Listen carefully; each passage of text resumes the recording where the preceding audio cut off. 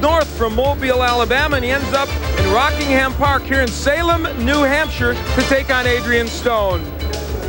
Well, hi everybody, I'm Al Bernstein. Delighted you could join us for the first boxing match ever televised from the state of New Hampshire, and it should be a good one. The man you just looked at, James Hughes, won the USBA title from Anthony Stevens in a tremendous battle, one of the most exciting fights we've had here on ESPN, and tonight he defends it against the Briton, Adrian Stone, and my partner, Dave Von Temple, is not with me right now. He's somewhere in this arena, and Dave, you are getting ready to handicap Adrian Stone, aren't you?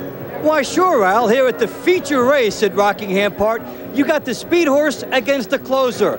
James Hughes is the closer. He came off the pace in his last fight to win the USBA title against Anthony Stevens. He was a very strong fighter, coming on strong, a good gallant finish to that bout. Meanwhile, for Adrian Stone, he gets out fast in his fights. 13-0 with 8 knockouts, and usually wins the early rounds in his competition. He would be the guy who wires the field and goes from wire to wire. So let's look at that. That's how the matchup looks here at the betting window. All right, thanks, Dave. Now, I hope you win that trifecta you bet on. Well, the young man who has won some bets in our other fight, Clarence Bones Adams, a 20-year-old who very nearly won a world title against Orlando Canizales, will have a tough matchup tonight, but he's a man who is a comer, according to boxing people. Here he is, Clarence. Grizzled veteran Clarence Bones Adams is all of 20 years old, but he's been in some major tests. One was a loss to Frank Toledo, in which a shoulder injury played a role. Now that he's healed, Bones has seized 4 straight wins, including this victory over Tommy Parks. Boxing insiders look for this talented technician to blossom.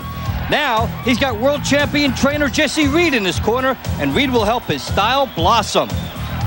Hopefully I get to work on everything and get, I really don't know too much about him. I just know he's a good fighter, and they told me that it'd be a good test for, check, see my weight and everything, so we'll see how everything goes.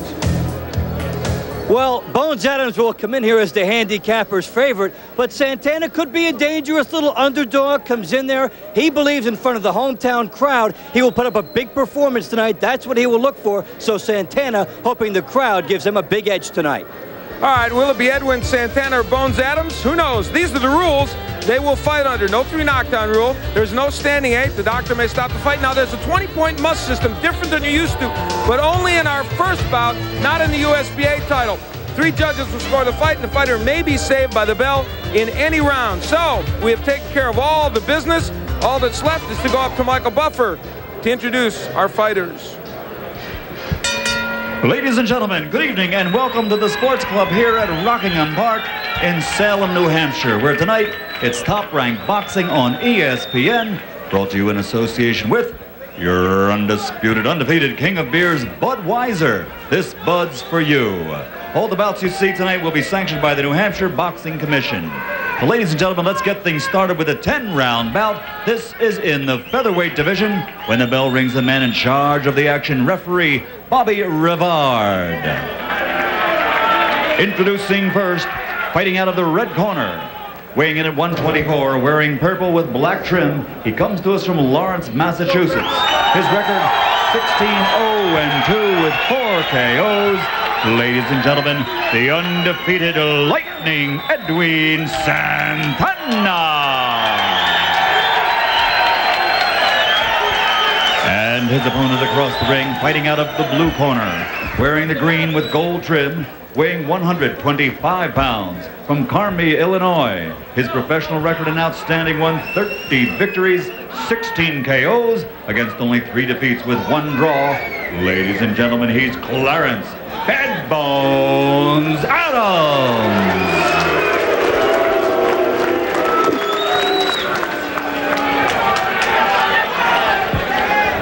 You fellas know the rules of the New Hampshire Boxing State Commission, okay? We're not going to have any holding, no hitting, okay?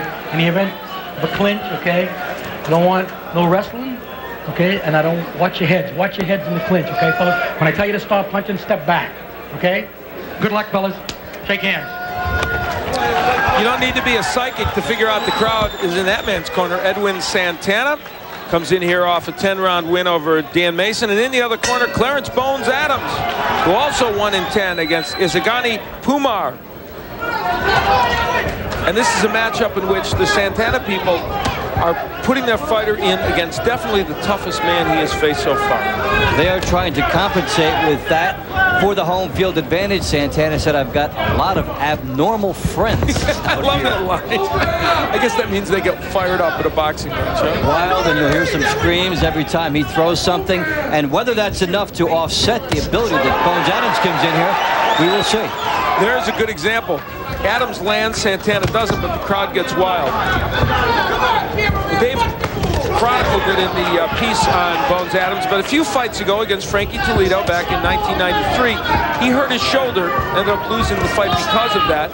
Bones Adams has recovered very well, though, since then, and you won't see any signs in his left hand how he throws the hook or anything because of that. 20 years old, he's already fought for a world title, has a nice winning streak here, a world champion trainer in Jesse Reed. So for him, it's time to step up now to the next level. Warning to Santana for hitting low. Nice right hand by Adams. Again, the right by Bones Adams. Using the jab as the rangefinder. I'll tell you what, I don't think we could have a more exciting night of boxing than we did last week in Chester, West Virginia. But if we come even close, I'll be happy. The elements are here for that. A fantastic card, and the enthusiasm pouring out of the crowd last week was pretty impressive. And we were in a racetrack, and today we're also at a racetrack, so let's see if all the analogies hold true. Bones Adams landing some strong right hands early in this fight. We'll look for him to keep going back there, and he does. He shows his class there, his world-class ability in going right for the opening that was presented early. Well, we have seen Adams box a lot. Jesse Reed told us today, we're working on having him set down on his punches and still use his angles, but get power in his shots. So far, it would appear they're able to do that. Yeah, he wants to get the movement, but not quite as much, and maybe in smaller circles, keep himself in punching position. And some strong right hands landing already in this fight. Santana is finding out what so many other Adams opponents have found out, and I'm just reminded of it as we're watching him. He is an outstanding defensive fighter. The jab is always out there. He moves, he brings the jab back. The subtle head movement of Bones Adams has been one of the keys to his defensive strength. Santana really having a hard time honing in here. And that will force him to lunge and gamble with that left hand if that continues, which will leave him open for the counter right.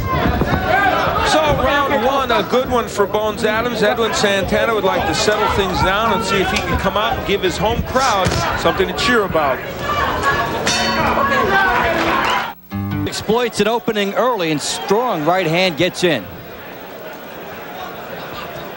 We head into round two. This one is scheduled for 10. Bones Adams. Clarence is his given name in the green trunks. And in the purple is Edwin Santana, a young man from Lawrence, Massachusetts, nearby here. With lots of folks in the crowd rooting for him. Santana came in 16-0-2. Bones Adams 33-1 with 16 KOs. You're talking about the fine defensive work of Bones Adams. Watch when he jabs, his right hand will not move from his chin. Many fighters, when they jab, they drop their right hand trying to get a little bit more into their jab, and they leave themselves open. But that right hand is glued to his chin when Bones Adams jabs. Adams did fight for the IBF title against Orlando Canizales. The bantamweight title, I believe, was it not? Way back at 118. In 1993, he's now fighting as a featherweight.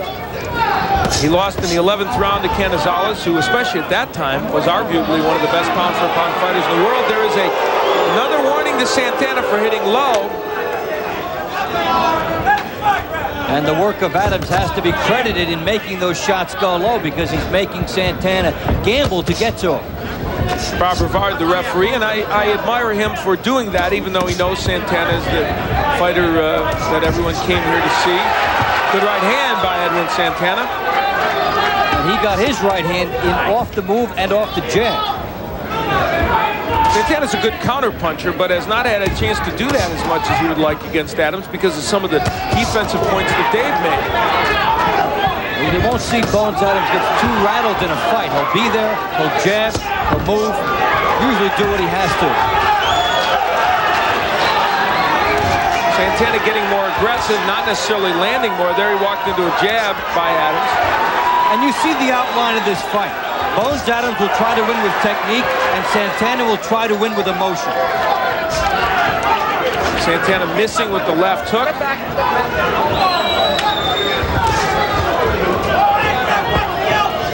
Santana was frank with us. He said, I know this is the biggest fight I've had as a pro. I know I'm stepping up, but I feel like I can do it. Good right hand by Adams.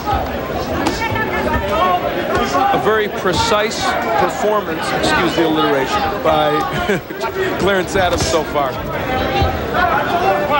You've excused my alliteration before, though, haven't you? They're cool. Alliterations a few times a night. You can take that. That's a device we can use sparingly. Good right hand by Adams. He is ripping Edwin Santana on the inside. And that's a punch that looks like it will be here for him the entire fight. So round 2 match went much like round 1, much to the chagrin of Edwin Santana. We'll be back.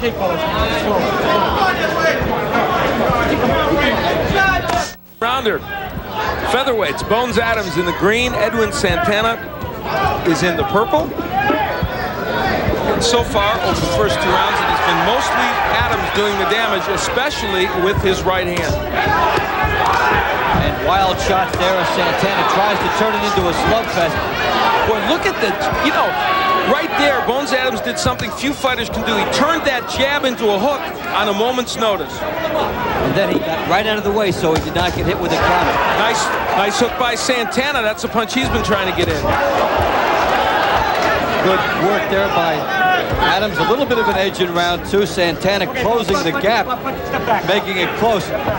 Bones Adams is a study in balance. When you watch how he's always back in position after he fires a shot. A little head movement after he threw his jab, and that way he was able to avoid a hook. Edwin Santana, you can see he has good skills. He's showing that in this fight, even though things aren't exactly going his way yet. He would like to be jabbing his way in, or maybe bobbing and weaving his way in a little bit better. But Bones Adams, to his credit, is making him pay to get inside. And the Adams jab is landing repeatedly. He's using that weapon even better than he has in the past. Plus, he's not backing up. When Adams gets his jab in or Santana is right in front of him, Adams quickly moves to the side and sets things up again.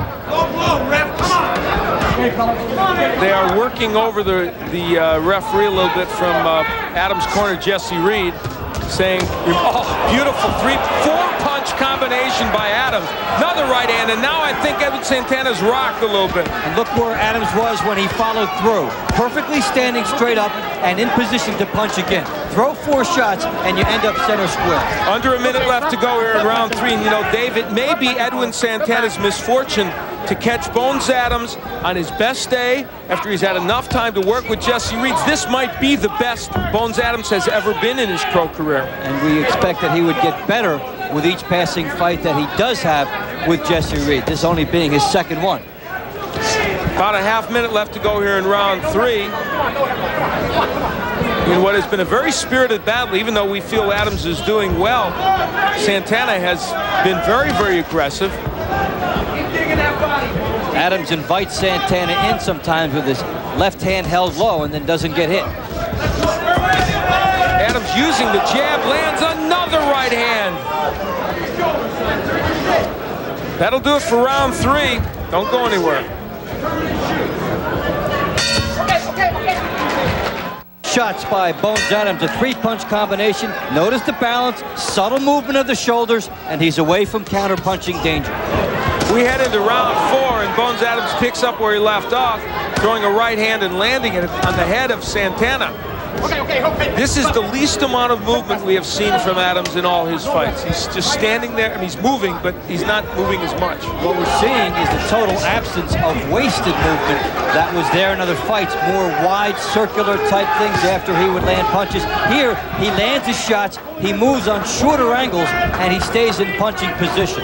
Bones Adams, a 20-year-old, and a 24-year-old would be Edwin Santana. I'm Al Bernstein, along with Dave Bontempo. We are delighted you joined us for boxing here in Rockingham Park, the very first boxing match televised from the state of New Hampshire. Well, it's nice to make history, and Santana in this bout Got a little bit of jab work going for percentage, but not enough. And Adams with a total edge in the jabs thrown, and that's been a good controlling force in this battle. I'm even surprised his landing is that low. He's been using that jab a lot. We even saw Adams miss wildly with a left hook, but when he finished, he followed through. He was straight up, not leaning, not awkward off balance. Usually when a fighter misses wildly with a left hook, he'll be countered immediately, but that was not the case. Halfway through round 4. And what you have by Adams using his jab, using his reach, is that Santana, since he must lunge to get inside, Adams is timing the lunge of Santana. He can move to the side, he can land a counter shot underneath, and Santana's style will play directly into Bones Adams' hands. Adams with a wild right hand. Santana continues to come forward, throwing lots of punches, just not getting there as often as he would like.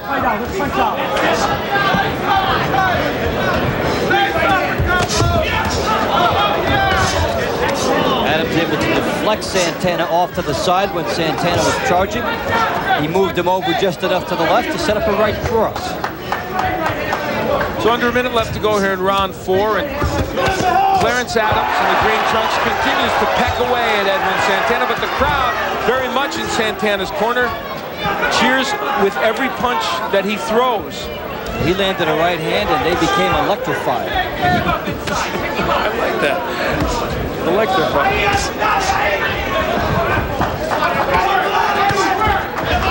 So the remaining seconds here of round 4. We're not in round 7 yet. I'm pushing us ahead. Might seem that way to Santana Yes, in this bout. I think it does.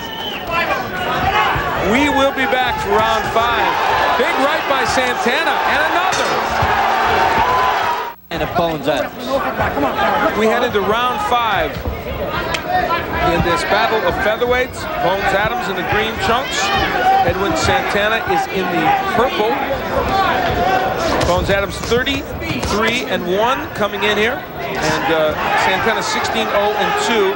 Santana with only 4 KOs, not a huge power puncher. And yet he's been cast in the role of the aggressive fighter.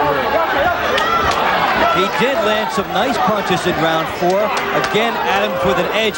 And Adams with a 26-4 edge in jabs in that round. You will always see a Jesse Reed fighter jab.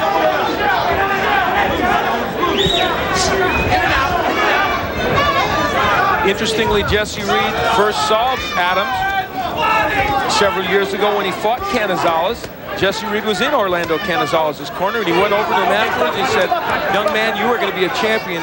If you ever need a trainer, you call me." And guess what? He did, and Jesse Reed is working with him now.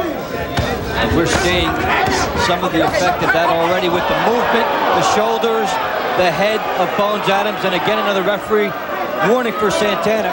Some of this he can't help because he does not know how to get inside the reach edge that Bones Adams not only has, but the reach edge he gives himself by using the jab and by using his head movement properly. Halfway through round 5.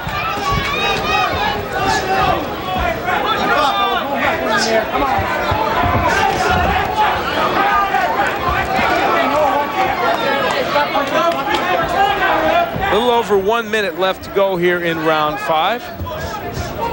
We're in the state of New Hampshire. Salem, New Hampshire to be exact. Rockingham Park, nice facility in here. Their sports building. They do some betting. I saw you over at the window at the beginning. Now, did you bet on any trifectas or anything? I have a few tickets in the pocket. We'll just have to see how it all works out a little later on tonight. But it's nice when you see the combination of boxing and the horse racing, which we've seen the last 2 weeks. We're having fun here. Right now, Bones Adams is having some fun with his right hand. Crowd is cheering for Santana, but it's Adams who's landing most of the shots. Good right by Edwin Santana. He's able to turn this more into a street fight in the last round and a half. He's making better use when he does get inside, and Bones Adams helping him in some regard at times by loading up. Good point, Dave. And Adams, I think, laying on the inside when he doesn't really have to. He is a very fine boxer when he wants to be. A lot of holding behind the head by Adams. Some of that is being made by Santana.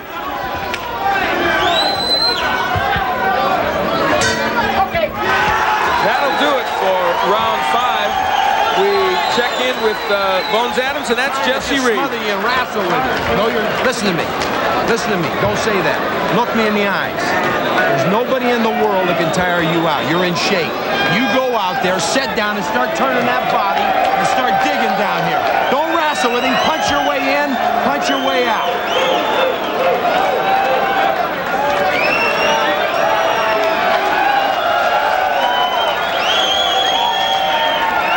All he is trying to bull with you. Use your skills. Start swinging that back leg around. Pick his ass up. Santana able to get inside with the help of Bones Adams here. Nice right hand high on the cheekbone there. He would love the style to continue like that. Jesse Reed over there. Bust his face up. Start using that left hand. You hear me? I mean it now. Start popping that jab. You got it in you. You start doing it. Here is Edwin Santana. So, strong words in the corner of Bones Adams from Jesse Reed as you see Santana come out here for the 6th round. Much what we had said, Dave, that Adams was letting him get in the inside too easily. Abandoning his jab, not letting the jab control the tempo. Sometimes fighters think it's boring to continually win with the jab in the course of a fight. They might change for a round or two, and they may hear it when they go back to the corner. And I think what they would like to see is more double. There's the jab from Adams, and look how it keeps Santana on the outside. And then Santana goes over the top when he has to deal with the jab. Santana keeping it a low-scoring affair in round 5, and he put himself into position. He got around on the board.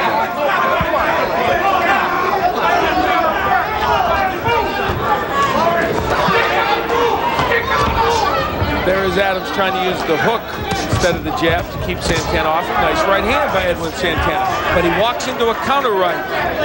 The danger a fighter gets into once he changes from jabbing to letting it be an inside fight is the adrenaline it has pumped into the other fighter. And Santana will be coming on here trying to parlay it and get back into this thing, which is a 6-point fight for Adams. That looks a little strange for some of you with the 20-point must system we're employing here. Yeah, we want to remind you if you joined us late here in New Hampshire, in this bout, not in the USBA title fight upcoming with James Hughes and Adrian Stone, a 20-point must system. That's used in the amateurs, but here in New Hampshire, it's also used professionally. So in a normal 10-point must scoring system, you'd figure a 3-point deficit here for Santana here at 6. Still time for him to climb back into this.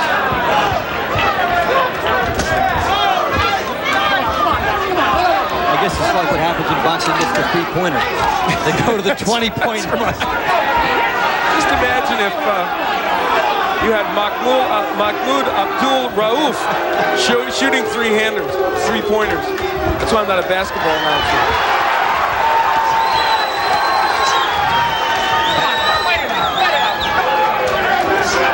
Well, we get to wrestling here, which is what Santana wants. Bones Adams continues to try setting the tempo with his left hand. The crowd now has re-emerged into the fight, and the referee will get more busy now.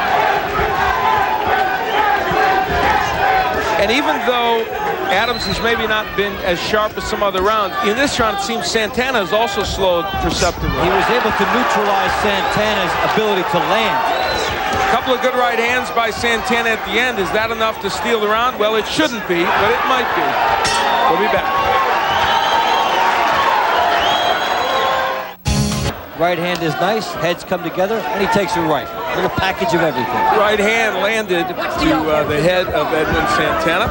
We head into round 7. It is scheduled for 10. Bones Adams from Carmi, Illinois, originally been out fighting out of Kansas City, heads into Edwin Santana's territory. Santana from Lawrence, Massachusetts, with a big contingent here in nearby Salem, New Hampshire. And again, a quick start to the round by Bones Adams. The jab working. He landed 2 nice punches together before. See if he keeps it up. He's also nicked a little bit over the left eye. Actually, over the right eye. Bones Adams from the Midwest. Our producer, our director, Gary Clem, also went to college in the Midwest at Ball State University. And guess what? He is being named on April 17th a distinguished alumnus of Ball State University. They only pick one a year to name from that university, and he did the TV department proud, and they are now naming him a distinguished alumnus. He's on our show. We're proud of Gary Clarence. Yeah, a fine director. All joking aside, one of the best directors in television. And I'll tell you what, David Letterman has nothing on him, does he? I think among the two, the Ball State grads, I think Gary has made a bigger mark. And David would like to have Gary's money. Yeah. Well, let's not go too far. Halfway through round 7, I say let's not go too far, as if we don't normally. Bones Adams and Edwin Santana, you remember them. They didn't go to Ball State, but they're boxing here in this 10-rounder. And hey, Bones Adams gets a little perturbed and whacks Santana behind the head. There's also a little mouse under the right eye of Bones Adams. So what started out as a technically brilliant performance for Adams has been made a little messy, primarily by Santana's tactics and by Adams' refusal to box. He brought the jab back in the beginning of the fight. Now it's down low. He's not taking it up there as much. Santana's head, Santana's grittiness has made it more of an inside rumble than Bones Adams wanted. Let's give Edwin Santana a little credit. He's slipping that jab better than he did earlier in the fight. And he pops in with the left hook behind that and forcing more of a tie-up here. Bones Adams looking over at the referee. He wants a faster intervention. I don't think you do that, though, when the other guy is from about 100 miles down the road or less, and you're from far away. A little sag job there by Adams, resting on the ropes. Santana has shown a lot of intensity in this round. So, who won round 7? And who'll win the fight? Stay with us to find out. We head into round 8 in a match of featherweights. Clarence Bones Adams, who once challenged for the Bantamweight World Championship, only 20 years old. He's a veteran with over 33. He's got 34 professional fights. And Edwin Santana, the 24-year-old from down the road in Lawrence, Massachusetts, who came in here with a 16-0-2 record. And for Edwin Santana, Dave, even though we think he's probably behind in this fight, what he may have shown himself already is that he could fight with the better fighters just by the fact that he's gotten himself back into this bout. He has. He's fought inside. He's been able to rumble. And who knows what the judges are going to see for him. It's a hometown affair all the way around, so he would like to finish strongly here. Meanwhile, for Bones Adams, you're looking at an inflappable fighter. And there, the punches landed very close. Santana may have had some higher quality shots in the last round. Tough round there to score. I would give that to Adams, though. I felt that way after the round. I think he's been more precise with his punches. You know, Adams is looking to the referee a lot for him to intervene when I think in reality he's in a position where he should either be pushing Santana off or punching. He must be fighting his way out of here. Yeah, the style of this fight from the referee's position has been established early on in this bout, and that's the equivalent of a 3-point round and a 10-9, 6 points for Santana, which would mean he'd have to win the remaining of the rounds to get a draw. Nice right hand by Bones Adams. Again, we remind you, it's 20-point must scoring system here.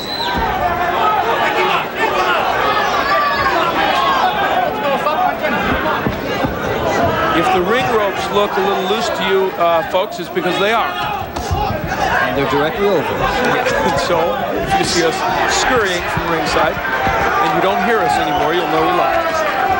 Bones Adams experimented with southpaw for a second. Now he gets involved in a little bit of headbutting here. He has, in a sense, gotten suckered into Santana's plan over the last 4 rounds of this fight. It's become a bit of a street brawl inside. Adams is comfortable with how he's doing there, but he's not winning it the easy way if he does win this fight. Adams is hitting him behind the head a lot. Santana is complaining. I got to say one thing for Bob Rivard. He is not being a hometown referee at all. He's being quite fair. If anything, he might even be giving Bones Adams a little bit more of a break in some instances. What he has done overall is he's made the fighters battle their way out. He's not there too quickly. He lets them work their way out of situations. Yeah, he's done by and large, done a very good job. Round 8 goes into the books. We'll be back for round 9. To meet Edwin Santana. And, you know, you've been seeing Dave scoring. We've been mentioning it's a 20-point must scoring system here in New Hampshire for this fight. And so when you score a round for somebody, it ends up being a 2-point round, 20-18. And if there's a knockdown, it would be 20-16. It invites one variable you'll never see in the 10-point system. The 20-17 round, which would be 10 to 8.5 if you were doing it the other way, a finer shade in there. You'll see some unique scoring with the 20-pointers. You know how badly I do with numbers. You're getting me confused already. But those numbers I understand. And Santana with the type of punches numbers he would like, keeping it low and the percentages low so that he could try to win a gritty inside battle. When the percentages have been higher in this fight, they've been easy Bones Adams rounds. Now, Adams was brilliant over the first 4 rounds. But since then, he's been just good. And I think some fatigue has entered into here. We made the point earlier that when Bones Adams jabbed, remember how the right hand was glued to his chin? Now it's down. When he jabs, he is opening himself up more for the counter shots. Shows a little bit of arm weariness there. A lot less movement from Adams as well. He fought last in January against Izagani Pumar, beat him in 10. The last fight for Edwin Santana was in August of last year when he beat Dan Mason over 10. So a longer layoff for Santana. Santana fought Angel Gonzalez 4 times so far. Fought him once. He had a split decision with him. Then came back and fought him 3 more times. And the last time was because they couldn't get anyone else on the card. You see that in certain areas where there may not be a lot of gyms, may not be a lot of sparring, and opponents are difficult to come by. Actually, the first one was a draw, and Santana came back to win the last 3. Under a minute left to go in round 9. Adams misses with the right hand. Al Bernstein, Dave Bontempo here at the Rockingham Park Racetrack in Salem, New Hampshire. Glad you joined us this evening for Top Rank Boxing. We're going to have a hiatus for a couple of weeks, then we're coming back in Las Vegas on April 21st with our 15th anniversary show.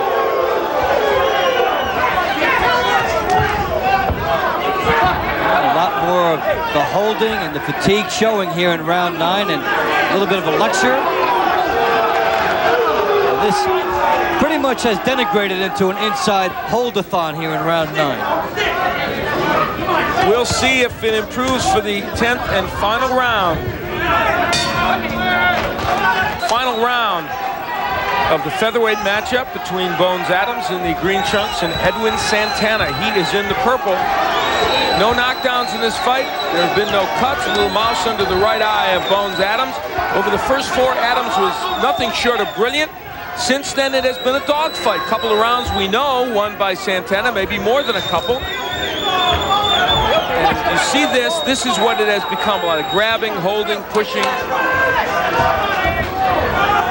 This is what Santana wanted stylistically. Not that big an edge. They are rounds 2 through 9. And of course, in the first round, a good edge for Bones Adams to be added to that. So Santana has closed the gap, and he's been doing it by keeping the punch numbers down, the percentage connections low, and making it sort of an inside battle, whereas earlier, Bones Adams was outside, getting higher numbers and winning the fight with his jab.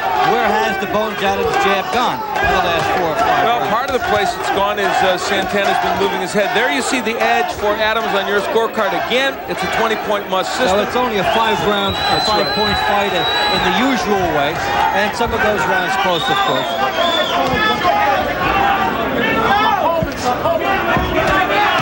So here in round 10, you get a close-up view of Bones Adams, who's whacking away against Edwin Santana. You thought you had to be the Denver Nuggets to have 166 and be losing. Is Paul Westhead in the building here or what?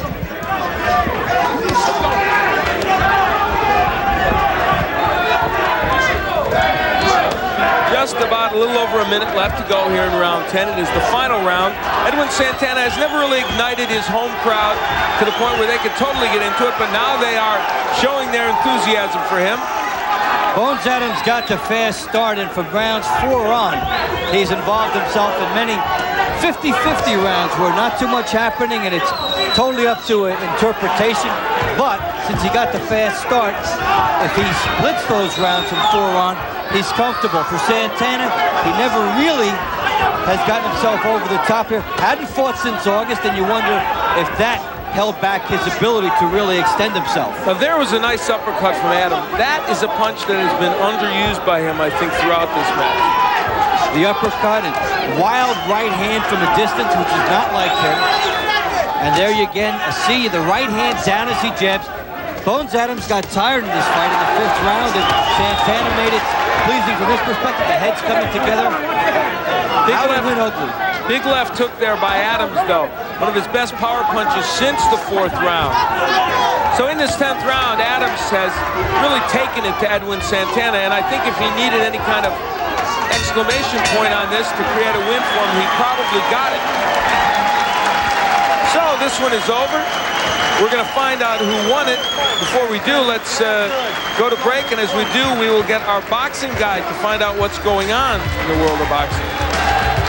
More than 1,000 AutoZone stores across America. AutoZone, the best parts in auto parts. And by Moen Faucet. Moen, buy it for looks, buy it for life. Well, we are awaiting the winner in our match between Bones Adams and Edwin Santana. That is Edwin Santana, the young man who came in here at the 16-0-2 record, and his home crowd hoping he gets a win. They are taking a long time. That's Bones Adams chatting with Dave Bontempo as they share a warm moment together. Bones is a young man who we said had challenged for a world title already once before, would like to again, and it'll be interesting to hear what he has to say if in fact he gets the win here about his overall performance. They're taking a long time to look at these scorecards. We believed that Bones Adams probably had won this fight. Now the punches in round 10 are revealing, because Adams came on to have what we thought was a very good 10th round, and maybe we said put an exclamation point on a win for him, but maybe it's because it's a 20-point must and they need a calculator to figure out those numbers, but they're taking a long time. Now, if that was me, I'd need an abacus to work on it. But as Adams waits, I suspect he may be having some moments of concern. I believe Michael Buffer is ready to go. Let's go up to him now. Ladies and gentlemen, we go to the scorecards. Steve Epstein scores about 196 to 194. He has it for Santana. John Stevens scores about 194 to 192. He scores it for Adams. And Jim Finnegan scores it 194 to 194. It's a 3-way split. The bout is a draw. Well, that surprises us. Maybe it surprises you. Maybe it doesn't. Maybe it doesn't. But we will talk to both the combatants. Dave Bontempo is up in the ring, and he's going to gather in Bones Adams. The punch numbers ended up favoring Adams, probably by about 40, 50 punches. But the judges felt, I guess, that more rounds went to Santana, and there were many close rounds in this fight. That's for sure. And Dave Bontempo is now with Bones Adams. Let's go up to Dave now. Okay, thank you, Al. Bones, surprised with that verdict? Yeah, I am surprised. First of all, I'd like to say hi to my wife and my son Gage. I love you guys. And, you know, I'm very surprised with it. I hurt my left hand a little bit, and I felt a little weak, but, you know, I still think I pulled it out. He kept missing a lot, but the crowd, you know, it's his hometown, they cheer if he just throw a punch. Okay, quickly, because we're losing some time here. You went away from your jab. Show us your hand. What happened to your left hand during the fight? I threw a jab right straight on the chin, and it just made my whole left arm go numb, and it's still numb. I can't hardly feel my arm. I mean, it's just, I don't know. I caught him just right, I guess, for the jab. Okay, well, congratulations on the strong effort. Bones Adams gets a draw. Not satisfied, but it's not a loss. Well, we're just getting started here on Top Rank Boxing. We go away looking at some results.